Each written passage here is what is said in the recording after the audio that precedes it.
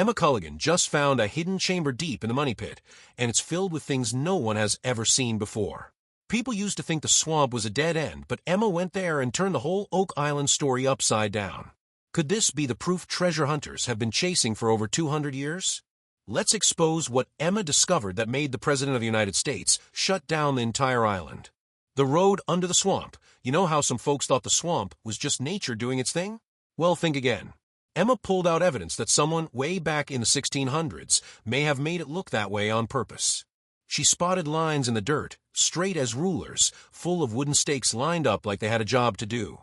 Not just random junk, they were put there with a plan in mind. That's not the kind of thing that just happens. Someone was working hard to keep something hidden. Before we dig deeper, it's clear that those wooden stakes were only the beginning, and what lies beneath them is far more shocking than anyone ever thought possible. And the path, yeah, that rocky trail winding through the muck, it's not just some jumbled mess of stones. It's neat, like someone laid it stone by stone, leading somewhere. When Emma showed the others a sharp wooden stake stuck deep in the mud, still clean, like it was placed yesterday, everyone leaned in. He believed there was something here to find. So let's get out the machine. Let's position it. This wasn't just a trail. It was a road, a hidden road, a road that goes exactly where they never thought to look. Then she pulled out maps, not your regular tourist maps, but ones that lined up with what Fred Nolan once scribbled decades ago. And what do you know? The markers matched Fred's old hunches. The ones people called wild guesses suddenly looked a lot smarter. His stake lines pointed right to the cobblestone path Emma just exposed. Coincidence? Doesn't look like it. The deeper they dug, the more pieces started to fall into place. Slate bricks, sharp corners, pieces that fit together like part of something bigger, maybe even a vault. Not the imaginary kind either. A real one, made by someone who knew what they were doing. Built strong. Built to last. And maybe, just maybe, built to hide something worth guarding. Emma's not done. She called in experts like Dr. Spooner to check the shape and size of these stones. He took one look and nodded, said this wasn't nature's doing, this was human work. It had edges and corners and lines that made too much sense. When you see something that neat, that carefully put together, it's not by accident. And the dates? Everything they pulled out tested back to between 1680 and 1750. That's long before any modern treasure hunter poked around, before anyone thought to dig. This stuff has been sitting there, silent, just waiting for someone to listen. This is an incredibly complex mystery, and becomes more complex by the day. And Emma? She listened. She saw the signs others missed. Now they're tracing the path, following it west and north toward what they call the Eye, toward another wooden platform Emma uncovered just months ago. These things aren't miles apart. They're all connected, like dots on a giant map. The deeper they dig, the more the story spreads out, like threads weaving through the whole island. Suddenly, this isn't just about the money pit. It's about the swamp, Lot 5, even the stone road. It's like someone played a giant game of hide-and-seek centuries ago, and now the team's finally catching up. Emma's discovery isn't a side note, it's the center of a web. With every new find pointing in one direction, something's buried, and it's not where they thought. The really wild part, these cobblestones lead to that same brick and slate chamber found earlier, the one that looked empty at first glance. But what if it wasn't? What if it just looked empty? What if it was a decoy, meant to throw people off the scent while the real treasure waited farther down the line? Emma thinks there's more than just one vault. Maybe two, maybe more. All tied together by this stone path. Each place to keep whatever they were hiding spread out, but protected. You don't build paths like this unless you're serious about keeping things safe. Now the team is zooming in on the digital map Emma helped create. It shows every stake, every stone, every odd bump in the ground that doesn't belong. And it lines up almost too perfectly, like someone planted it with tools and time and purpose. They didn't just drop treasure in a hole, they built a whole network around it. Even the experts are starting to talk about it like it's more than just a wild tale. The theory about the Duc d'Anville expedition is still floating around. Some folks now think this operation might have had some serious backing, maybe even royal, the kind of thing that needed hiding on an island far from home. So I want Dr. Spooner to come, whether or not it is a man-made structure. Every new stake Emma pulls out, every stone she uncovers, adds to the story. It's not just a dig anymore. It's like decoding a giant message left behind by people who really didn't want to be found. And the more you look, the more it makes sense. This isn't random. This is a plan unfolding. Emma's finding the bones of something big, something old, something that could flip the Oak Island question into something way more real. She's not chasing shadows, she's chasing facts. Buried in mud and stone and time. But just when Emma was making big moves, the story jumps back to where the digging first started, and the oldest clues began to show up. 200 years of chasing hopes. Oak Island sounds like one of those places where people keep chasing old ghost stories and calling it history. It sits right off Nova Scotia, and for more than 200 years folks have been digging up this chunk of land thinking they'll find something big. Every few years, someone finds a weird rock or rusty tool, and suddenly it's front-page news.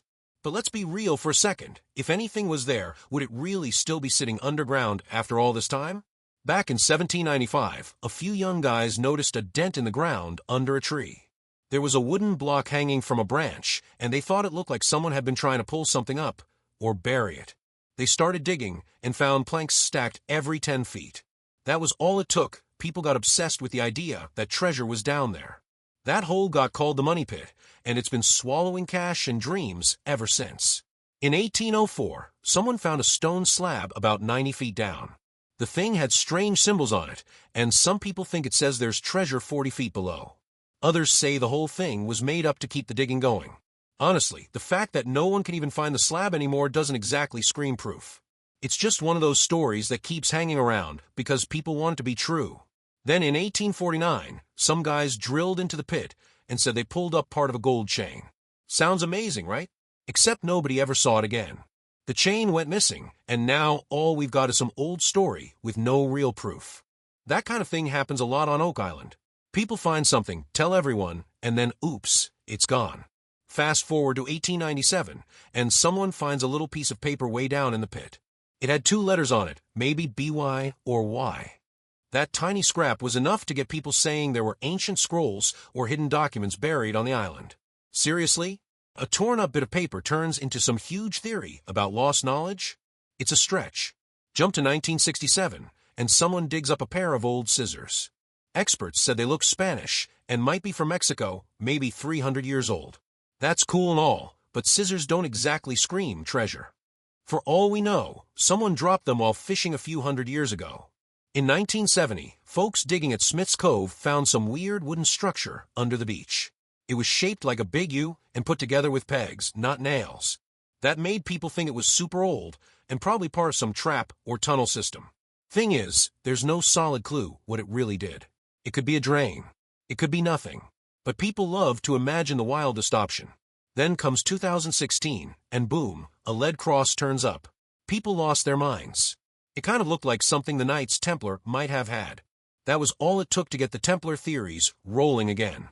Treasure hunters started saying maybe the Templars brought treasure to Oak Island and hid it there. Sure, it could be true, but finding one cross isn't exactly a smoking gun. In 2017, there was a fancy old keyhole plate found. It looked like it came out of the Middle Ages. It added fuel to the whole pre-colonial ancient Europeans on Oak Island fire. But again, one piece of metal doesn't mean someone was burying treasure. People just want to believe it's part of some big hidden plan.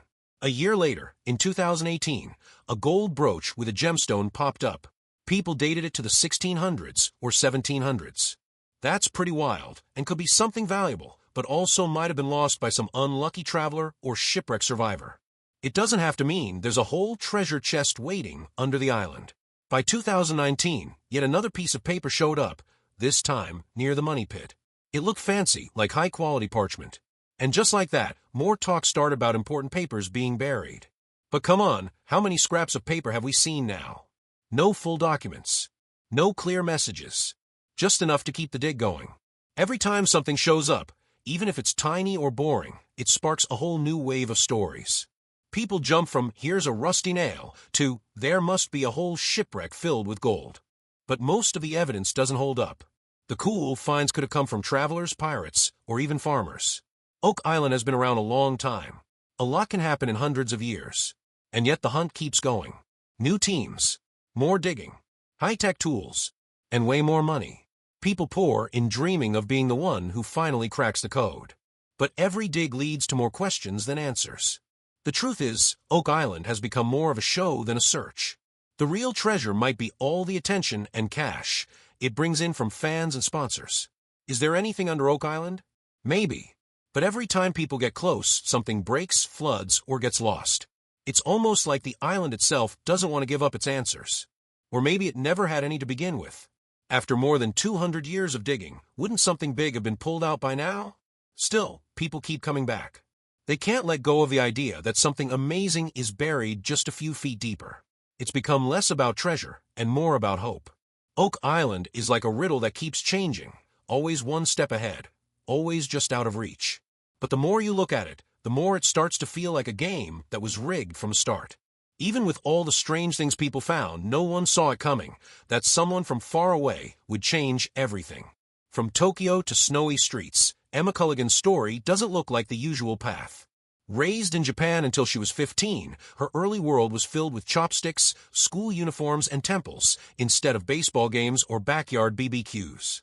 She spoke Japanese first, not English. Life was orderly, polite, and filled with rules most Canadian teens wouldn't even know about. Then boom, she got dropped into Halifax, Nova Scotia. A whole other universe. She had to learn a new language, make new friends, and get used to a place where snow ruled and manners worked differently. Her background? A mix of far-off places and strong opinions. Her mom, Shirley, was a Texan who once flew to Japan for a short work trip, but never looked back. She met Brent there, and instead of heading back to Texas, they built a life in Japan. She wasn't an only child either. Her younger brother, Luke, showed up when she was 3, and Megan came later. These 3 didn't grow up like most North American kids. Their vacations bounced between Tokyo and Texas, and their home was filled with both sushi and southern accents. It wasn't simple, but it gave her a wider lens to view the world. Even as a kid, she was sharp, and a bit odd in the best way. She drew pictures that stuck with people. One of her drawings was of her mom and stayed in the family for years. She wasn't just stuck behind crayons either. She joined her dad in a film shoot when she was tiny, playing a peasant kid while he dressed up as a soldier. Not every child spends time on a movie set pretending to survive a war. Later, she stood proud beside a Canadian Mountie at a New Brunswick event, soaking in new cultures like it was nothing. Animals? Oh, she adored them. One horse in particular, named Artha, was a special case. She wasn't just any old horse. Artha had a coat that changed color with the seasons. She was a mix of German warm blood, quarter horse, and Appaloosa, which made her look and act a bit different. Emma helped care for her with love and patience, but eventually they gave Artha a new home in a green valley with another horse as her partner. She cried when they said goodbye, and who wouldn't? Letting go isn't easy when you actually care. She wasn't someone who sat around waiting for things to happen. In 2013, she packed her bags and took off westward, not for fun. She wanted to make money for school. That takes guts. By 2015, she had saved enough to buy her first car. No hand-me-downs. No fancy gifts. Just grit and grind. Not everyone does that, and it shows the kind of person she was becoming. After seeing how Emma grew up and learned fast, the next part shows how she used her skills to find out what the island is really hiding. The student who didn't sit still, her college life started off traditional enough. She entered Dalhousie University in Halifax aiming for engineering. Sounds good on paper, but she switched tracks and landed at Memorial University in Newfoundland. That change wasn't random. She didn't want to be boxed in. She picked up archaeology alongside engineering, which sounds weird until you realize how well the two work together. She dove deep into tech, using scanning tools at the SCM to study old metal objects. While most people were stressing over math homework, she was staring into microscopes, trying to read the past. She didn't just stick to the books either. She joined school clubs, the Engineering Society, the Archaeological Society, and even the Geological Association. She worked jobs while studying, like being a research assistant. She wasn't wasting time at college parties. She was working towards something. Jobs came next. In 2022, she landed a role that fit her like a glove. She joined Oak Island Materials and Archaeological Services as a lab expert, her work breaking down old stuff to find out what it's made of. Using tools like XRF, XRD, and XRM, she could tell you what metals were in old nail, or if gold dust was hiding in a wooden beam. Before that, she worked at other places, like AMEC Foster Wheeler, the Department of Transportation. She even did a stint at the Calgary Zoo handling guests. Every job taught her something new. Then came TV. Not because she wanted fame, but because she was just that good at what she did. Emma became a familiar face on The Curse of Oak Island, starting in Season 10. She wasn't playing a part. she was doing the real work. Testing metals, talking science, helping people understand why an old piece of wood might matter. Episodes like Over the Moon and The Blob showed her doing what she does best, digging into the past with tools and facts, not hunches or lucky guesses. Funny thing is, she almost didn't make it onto the show at all. A friend wanted her to take a behind-the-scenes role, just helping out, nothing fancy. But her resume landed in the hands of Laird Niven, the lead archaeologist, and he wasn't dumb.